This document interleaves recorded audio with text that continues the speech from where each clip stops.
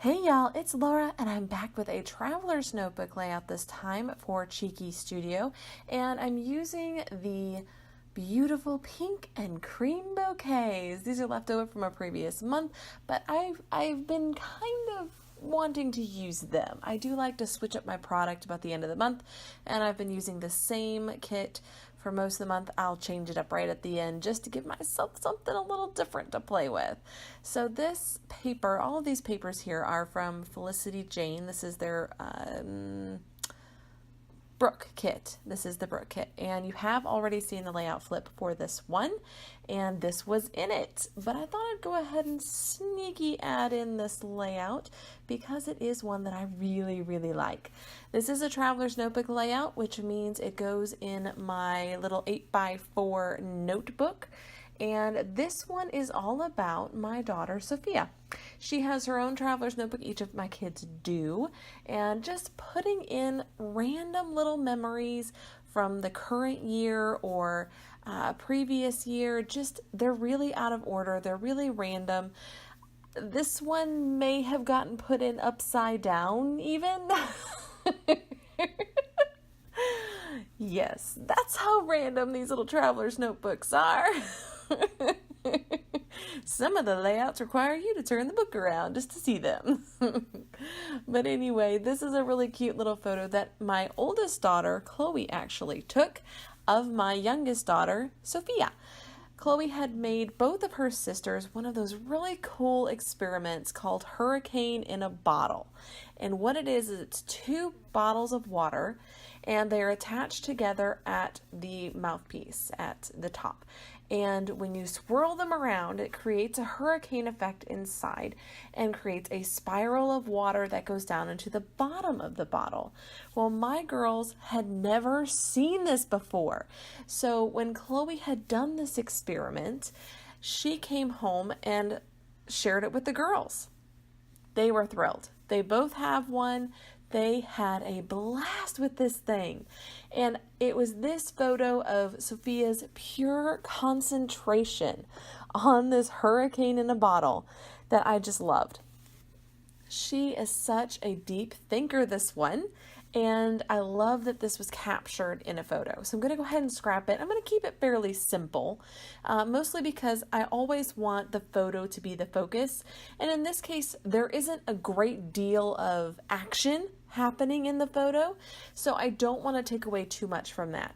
Now, I do have these really cute little planter boxes from the Cheeky Studio collection, and I have cut out the flowers and used them on other things, and I thought, you know what, I'm going to use two of these little flower boxes that were left over from previous pages, and I'm just going to add in some flowers to one of them, and then the other I'm just going to leave it there. It's just a cute little filler piece right there, and I think it comes out really cute.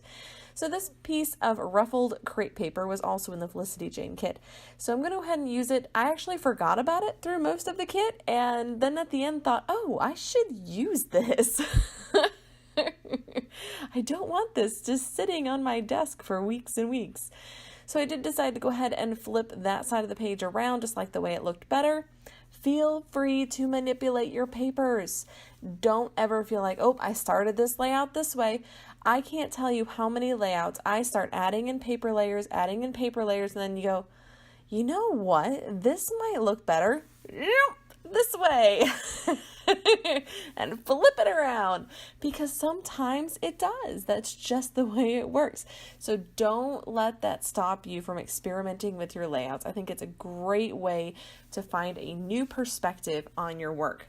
So I am trimming this flower down because I knew I wanted to put part of my title at least up at the top. I do end up putting my entire title at the top, but at this point I thought only just a part of it was going to be at the top, and I wanted to trim it down to leave room. Now these gorgeous pink alphas are from Felicity Jane as well, and I want to spell out hurricane because I'm speaking to two things here. One, the experimental bottle hurricane, and two, my little Sophia the hurricane, who rather loves playing with water and has a tendency to make a giant mess with it whenever she gets her hands on it. So I did speed through this part where I'm adding letters. It's not that exciting to watch, so I thought I would just skip that part. I also adjusted them like a half dozen times, and you don't want to see that. So these small pink fresh letters are just, I think they're from the Simple and Sweet collection, fairly certain. And I'm going to go ahead and add the word little with these pretty turquoise tealy blue ones. And then I'm going to come in with some peach ones to spell out my, because she is the cutest little hurricane you've ever seen. And now here's where I'm adjusting it. All of those letters are going to move up to the top. And so I am loving Traveler's Notebooks, but I'll never give up my 12 by 12s. They're absolutely my favorite size to work in. And I am curious. Let me know in the description box below, what size is your favorite to scrapbook? Do you just do 1 12 by 12? Do you do double spreads? Do you do Traveler's Notebooks, pocket pages? Tell me in the comments below. I'm so curious what y'all scrap with, because I know everybody does things a little bit different. If you do more than one, tell me that too, because I do a couple different sizes, but 12 by 12 is definitely my favorite. And I think it's the one I've been doing the longest, so that's probably why I'm just the most used to it. However, I do really like this tiny format for those little stories that maybe don't require a whole big 12 by 12 page, but I definitely want to document them. I am bringing in my journaling genie, which I adore, and it is a little difficult to find still. It's the basic journaling genie if you're looking for it. I've not found a great price for it. It has been discontinued. So if you can find something similar, they're great to have. I'm just going to add my journaling about my little Sophia, and then this will be just about done. We'll just have some little finishing touches to add to it. I thought I would mention to you, Cheeky Studio has a kit of their own. I will be playing with their very first kit, which was the July kit, next month. It's still available in the shop. I'm really excited to unbox it very, very soon, at the end of the month, and show you guys what's in it. I'm excited to play with the whole kit from Cheeky Studio. Also, don't forget, I do have a discount coupon code for the shop if you'd like to check that out.